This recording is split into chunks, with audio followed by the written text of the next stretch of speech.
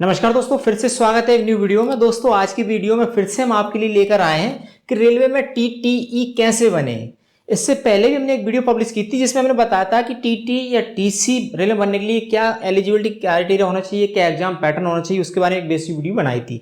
आज की इस वीडियो में सिर्फ हम बात करेंगे टीटी के बारे में कि टीटीई क्या होता है, टीटी का काम क्या होता है रेलवे में, इसके लिए क्वालिफिकेशंस क्या होनी चाहिए, सैलरी पैकेज कितना मिलता है, और इसके बाद यदि हम टीटी बन जाता है कोई रेलवे में तो फिर उसका प्रमोशंस के बाद कौन कौन से पद उसको मिलते हैं, इन सभी के बारे में विस्तार से बात करेंगे इस वीडियो में। आइए शुरू करते हैं।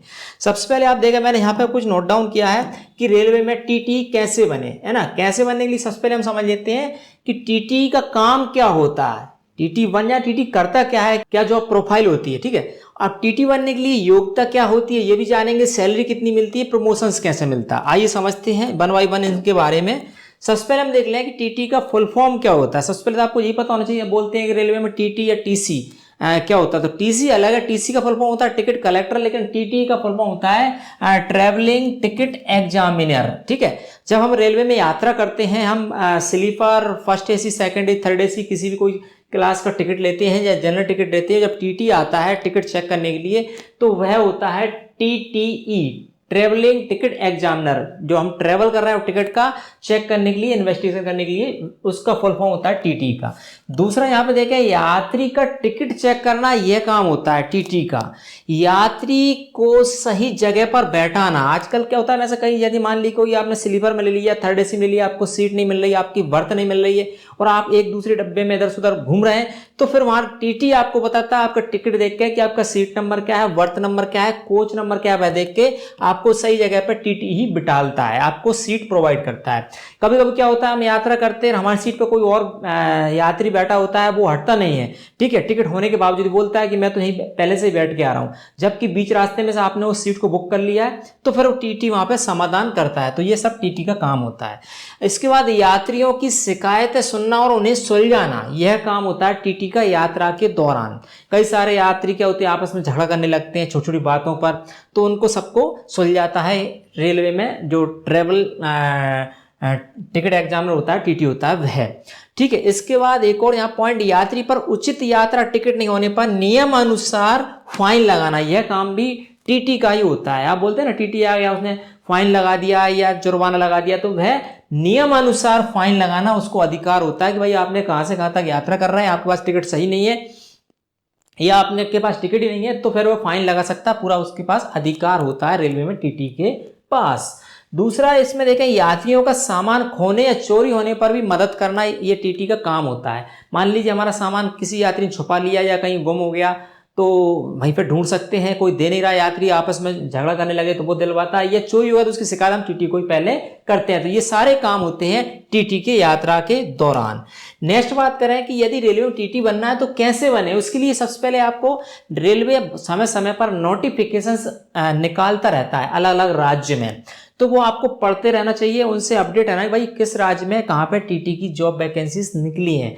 फिर अपना उसके बाद जब जॉब वैकेंसी निकली तो उसमें एलिजिबिलिटी क्राइटेरिया क्या है, क्या क्वालिफिकेशन मांगी है, एज लिमिट क्या मांगी है और क्या क्या उसके अंदर मापदंड है, वो सारे यदि फुलफिल करते हैं तो फिर उसके लिए आप प्रोसीड कर सकते हैं, अप्लाई कर सकते हैं। उसके लिए कुछ बेसिक्स कंडीशन होना चाहिए, वह है कि रेलवे में टीटी बनने के लिए, रेलवे में जॉब करने के लिए आपको भारतीय नागरिक होना चाहिए, पहली condition.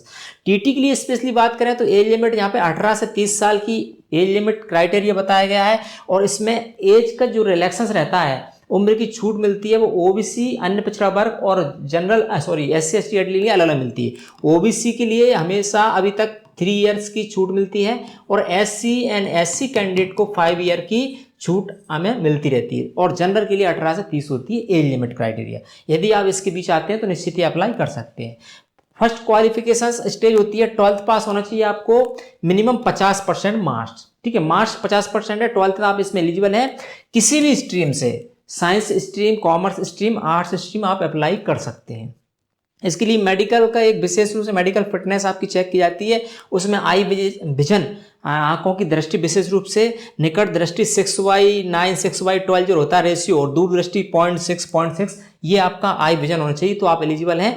With and without glass, आपको कांच लगा के भी यही आना चाहिए, ग्लास लगाने के बाद, और कांच ग्लास निकालने के बाद भी यही विजन होना चाहिए, इसमें चेंजेस हो रहा है, तो आप एलिजिबल होते हैं टीटी पोस्ट के लिए अप्लाई करने के लिए। ठीक है, नेक्स्ट बात करें कि इसमें सैलरी की बात कर ले हम, तो भाई सैलरी पैकेज क्या मिलता है। तो एज पर 7 पे ग्रेड पे के अकॉर्डिंग आपकी सैलरी 9,400 से लेकर 35,000 के आसपास जाती है। ये तो ओनली सैलरी हुई। इसके बाद ग्रेड पे जो आपका रहता है उसमें डीए ऐड होता है, एचआरए ऐड होता है, टीए ऐड होता है। इसके बाद प्लस परिवार के सभी सदस्यों को ऑल ओवर इंडिया में जर्नी करने का मौका मिलता है। यह फैसिलिटी रहती है रेलवे के द्वारा। तो ये सारी फैसिलिटीज मिलती हैं सैलरी के रूप में। दूसरी बात, अब इसमें बात कर लें प्रमोशंस की, कि यदि आपने टीटी में आप पोस्ट पे काम कर रहे हैं, आप अच्छा चल रहा है, या कुछ समय बाद आपका जब प्रमोशन होता है तो आप इन पोस्ट पर जा सकते हैं।